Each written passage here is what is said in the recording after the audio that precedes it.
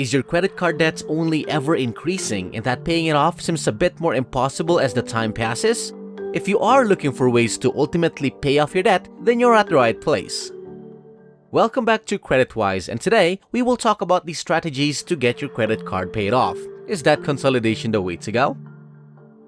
The first thing you should do if you find yourself in credit card debt is to determine what precisely the debts are. Write them down on a piece of paper or inside of a spreadsheet. This is relatively simple to do, but it is extremely crucial. If you have credit card debt, you should make a list of all the balances, APRs, and minimum payments you have on each card. Once you have this information, we can start to look at some of these strategies and options we have to start paying off this debt, which is very effective when done correctly. The debt avalanche technique, the debt snowball method, and debt consolidation are the three approaches that one may take. Let's discuss each one of them in detail and determine which one is best for you. The debt snowball method. This approach simply advises that you lay down all of your credit card balances and other high-interest debt that you want to pay off. Once you have determined the total amounts owed, arrange it in order of the lowest to the greatest balance. Using this strategy, we'll start paying off with the lowest balance, then go on to the next lowest balance, and so on. The first thing you should do when using the snowball method is to ensure that you are still making the required minimum monthly payments that we identified for each of these accounts. If you don't, you risk accruing late fees and, more importantly, harming your credit score because a history of non-on-time payments has the highest impact on your credit score. Due to greater interest costs, debts often have higher annual percentage rates. Because doing so will have the biggest impact on reducing the interest cost, many people prefer to pay off the debt with a higher interest rate first. However, the debt snowball method, which ignores the APR and focuses on the lowest overall dollar amount of each debt balance, has been shown to be a very successful behavioral debt payoff strategy. In theory, it seems sensible to pay off the debt with the highest interest rate first in order to save the most money. But what if you have a huge amount of debt with a high interest rate here and a smaller amount of debt with a lower interest rate there? There would then be one less account balance to be concerned about if that lesser sum could be paid down in just 3 months. Again, this relates to behavioral personal finance. By paying off the lower balance first, you can start the process off on the right foot and feel very successful. After that credit balance or the other debt is paid off, you can start using the money you were using to pay down that balance to pay off the next lowest balance, and then the next, which is why this method is known as the snowball method. Any kind of progress that you can really see and feel helps to keep the ball rolling, or in this instance, keep the snowballs rolling. Since this debt payback technique is much simpler to see and feel because the debt can be so difficult to get rid of for many individuals. The second strategy, the debt avalanche approach. This organizes credit card balances and other high-interest debt amounts in a manner that saves you the most money on interest. We'll disregard the balance amount and rank the debt in order of the greatest annual percentage rate to the lowest annual percentage rate. Again, in order to avoid late payments while using the debt avalanche method, we must ensure that we are making at least the needed monthly minimum payments. Any additional funds will be used to pay the debt down with the highest annual percentage rate first. In order to save the maximum money, the debt avalanche strategy focuses on paying off debt as quickly as possible. Again, you'll save more on interest if you focus on and pay off the balance with the highest APR first. Even though the credit card debt is really big, you may start by paying it off with a 25% interest rate. Then, you may decide to overlook the lesser number for the time being with a 15% interest rate and then pay it off later.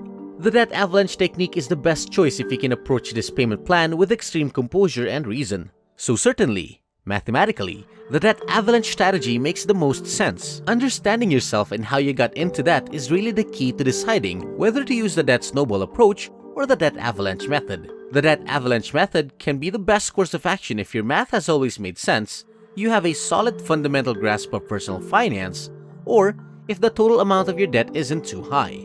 Perhaps you incurred credit card debt to cover a big unforeseen cost, or perhaps you've temporarily lost your main source of income and had to utilize credit to pay off living necessities. It might make the most sense to use the debt avalanche method once you've cut your expenses and stabilized your income.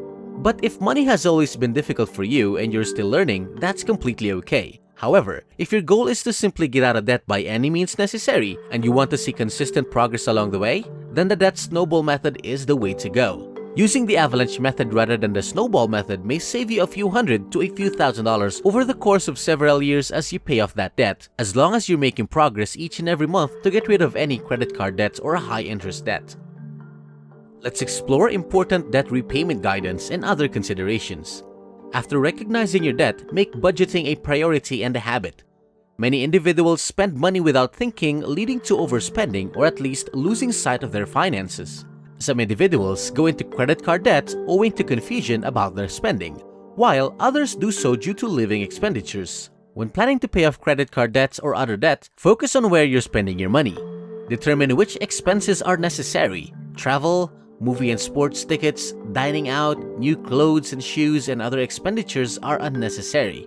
While paying your credit card debt, cut any unnecessary spending. You should aim to cut expenses whenever necessary. Spending should be minimized. Now, this may not be fun or thrilling, but removing the debt is definitely worth it. You can only decrease spending so much, but there is no limit to how much you can boost your income to start repaying debt. There are numerous ways to increase your income, but may need patience and effort. You may work more hours, seek a promotion, or switch jobs to boost your compensation. You may start a blog, do freelance jobs, or sell stuff that you don't use regularly. Combining a thrifty lifestyle with fewer monthly spending and increased monthly revenue is crucial. You'll have more money each month to pay off debt, which leads us to our next tip. If you have credit card debt, stop using credit cards. If your credit card balances keeps growing as you use them, it will be hard to perceive progress and maintain paying off debt. Debt consolidation is the third and what some consider to be the best strategy. Debt consolidation involves taking your current debt, which may be scattered among different accounts with different balances and APRs, and consolidating it or combining it into one loan with a single APR that is preferably lower. This will make things more organized and may enable you to save some money on interest by having a lower APR. Consolidating your debt onto a single credit card with a balance transfer feature and a 0% APR might help you save a significant amount of interest if you currently have credit card debt that costs you between 15 and 25% in interest split across one or more accounts. According to your circumstances, it can be advisable for you to consider this alternative even if you have to pay a balance transfer charge that, on average, will be between 3 and 5%. The one mistake that many people make is that they start to ease up on the debt payoff process. And the same is true for balance transfer credit cards that have a 0% APR intro offer that'll last for maybe 12 to 18 months. You've managed to move around that debt, but you still need to attack it just as hard as you can after you consolidate all that debt into one place. Just keep in mind that the same rules still apply. You must reduce all of your unnecessary spendings, aim to grow your income, and use the extra cash to pay down your debt. The introductory APR of 0% will eventually stop, and the APR will immediately increase to a significantly higher rate. You have to be careful when using debt consolidation loans. For some people, they may potentially do more damage than help. When people try to take advantage of these opportunities to restructure their debt, obtain a lower APR, or do something similar, they commonly convince themselves that they did something positive or that they have bought themselves more time. As a result, they ease up on their debt repayment obligations, which is not a sensible action to take. At the end of the day, the only way to pay off debt is to actually go ahead and pay off debt, but following these strategies may be of big help. That's it again today from CreditWise, and if you want to learn more about your credit, go ahead and click the subscribe button.